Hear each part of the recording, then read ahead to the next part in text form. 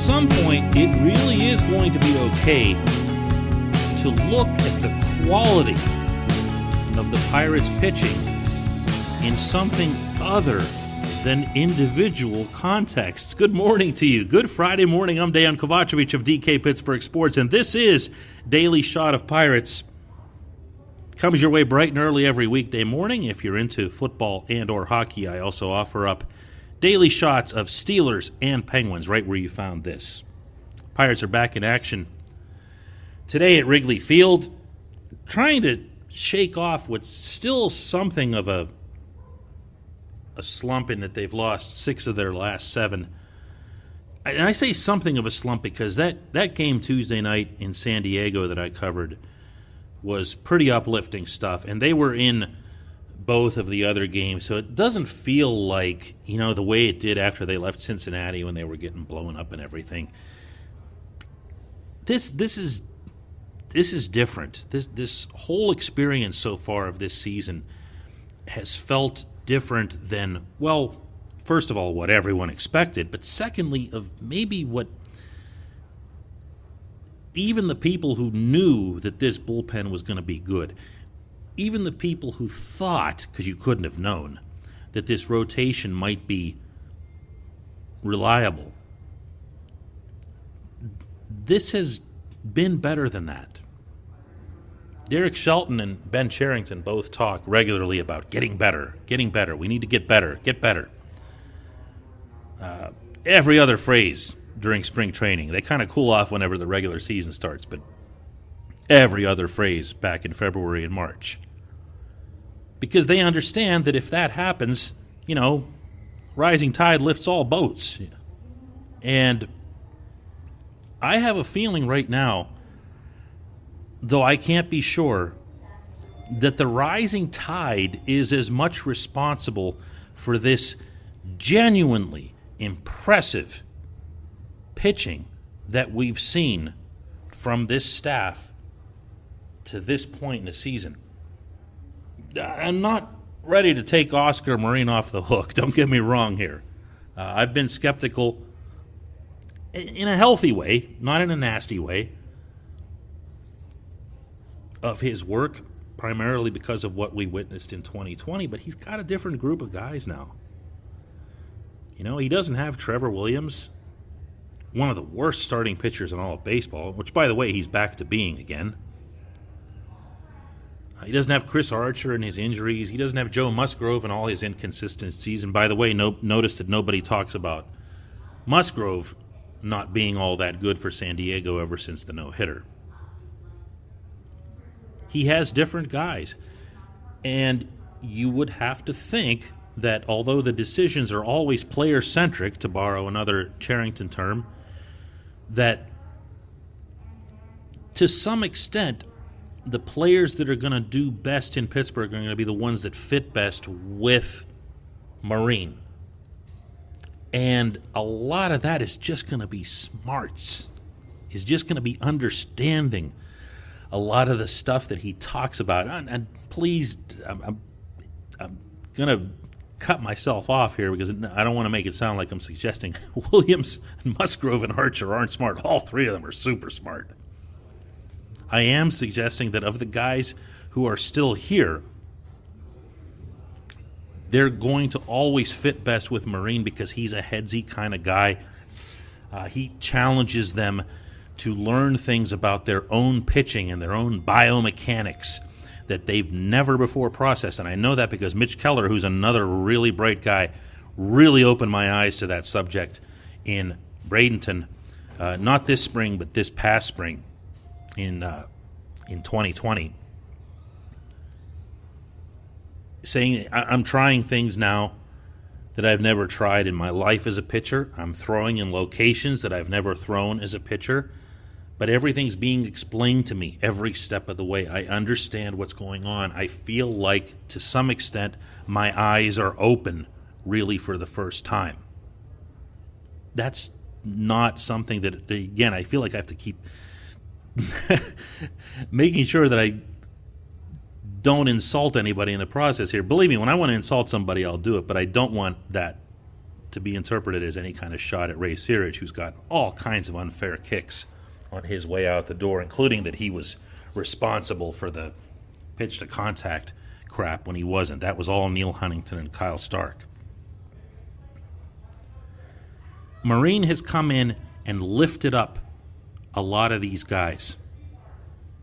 And I don't know how much credit he should deserve for it to this point, as I've said, but I also feel like there's some to be had. Because as Clint Hurdle used to say, once you see that it's in there, it's in there. So let's take a look at Clay Holmes, for example.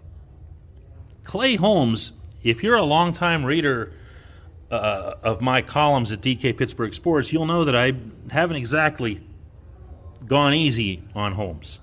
He has looked at times like the worst pitcher in all of baseball. Not this year. Not this year. Answers have been found. He's tunneling his pitches. He's putting them in places that he hadn't put them before. He's utilizing that really, really good natural movement that he has on his fastballs, just on his regular four-seamers, and getting swings and misses off of them. He's getting results for the first time in his career. And that's after, a nasty run of injuries, too, including missing most of the abbreviated 2020 season. That's the kind of example that I'm looking for here. Keller is the obvious one. But what about Sam Howard? Sam Howard, yeah, he impressed right when he came up last season, but he's taken it to another level this season. Richard Rodriguez kind of got stronger as the 2020 season went along and then looked peculiarly comfortable in the closer role in the second half of that month. But look at him now. Dude's nuts. 28 consecutive scoreless innings, meaning all 28 of them. And he's given up one hit. One hit. This is nutty territory.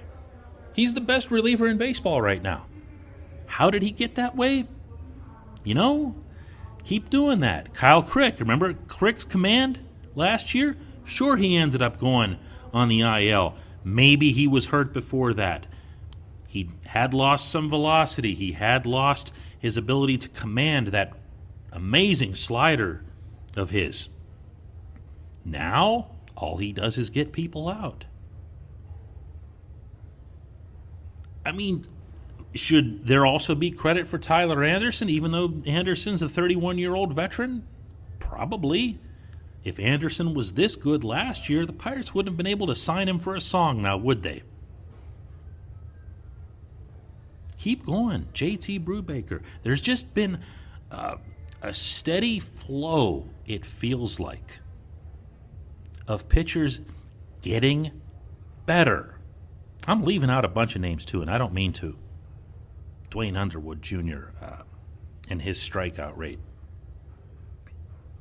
David Bednar, a seeming throw-in in the Musgrove trade from San Diego. These are guys who've performed really, really well. So Marine's got a lot of work ahead of him. Marine's got a lot of innings to cover, too, by the way, the remainder of this season. But, cap tip so far. When we come back, just one question.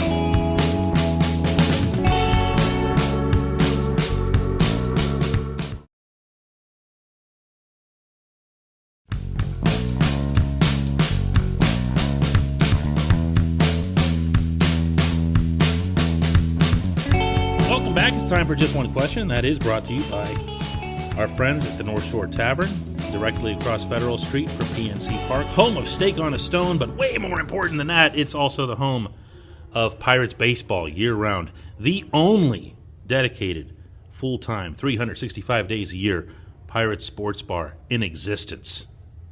And they mean it, too. Passionate about their buccos. Visit North Shore Tavern, right next to Mike's Beer Bar. They're actually companion ventures.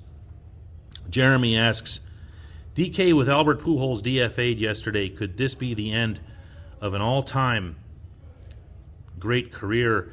How high is he on the all-time greats list? Is he on the top 10?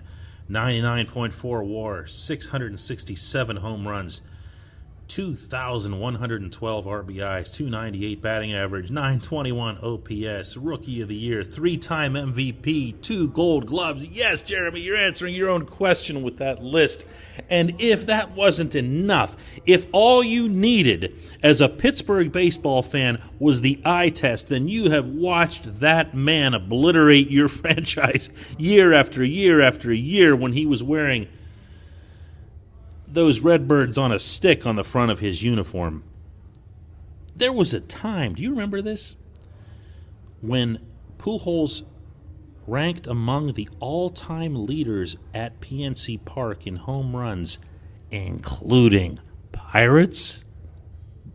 I'm not going to be able to wing this off the top of my head, but the list was something like Brian Giles, Jason Bay, Andrew McCutchen, and Pujols. Like, seriously? But that sounds about right. If you were watching the Pirates back then, that's how dominant he was. A total pro, never doubt attached, at least not a reasonable doubt, a verifiable doubt about any aspect of his career as it relates to cheating and so forth. There have been doubts expressed about the validity of his age, but that's not going to be something that affects, Hall of Fame voting or anything like that. Where does he rank? I mean, that's always tough, and it's tough in part because the cheaters have made it tough. You can't just look at stats anymore. You do value them. You do try to apply context. But baseball, unlike any other sport with a Hall of Fame, goes back, to the Civil War. And there's been many, many changes in baseball. Heck, there have been many, many changes in the time that Pujols played. He is, I'll speak for myself here, one of the best, I'd say one of the 3 best hitters that I've seen since I've been covering baseball. Not since I've been watching it, but since I've been covering it, and that's since 2005. I'm not about to put myself on the spot and throw the other 2, so it's entirely possible that Pujols is number 1. No, I don't consider his Angels teammate Mike Trout to be up there on my own list because I've almost never seen the man play baseball. Now, I did cover the series in Anaheim a couple of years ago, and the Pirates just completely mowed down Trout. And I remember leaving the stadium thinking, really? Really? What was that all about? This guy's the greatest? I like to at least see people play, and play well. So asking me, Pujols might be my 1, but he'd absolutely be in my top 3. Where does he rank all time? That's a lot tougher one to ask. Putting anyone in anybody's top 10 is asking a ton, but Albert's done it all. Albert's been a class act every step of the way. In my own tiny context, he's been a professional with me every time I'd approached him. Just a tremendous asset to the sport of baseball, and he will be missed. And I was afraid as soon as I saw his name, by the way, in your question, no, the Pirates will not sign him. I appreciate the question. I appreciate everybody listening to Daily Shot of Pirates, and we'll be back with more of these next Monday.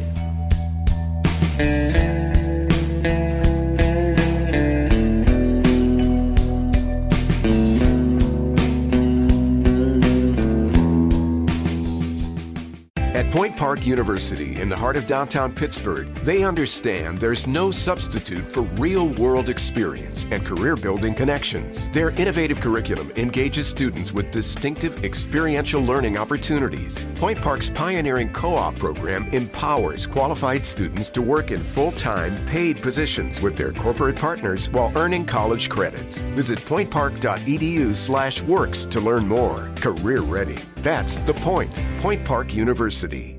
Your front door, your car, your gym locker, your gun.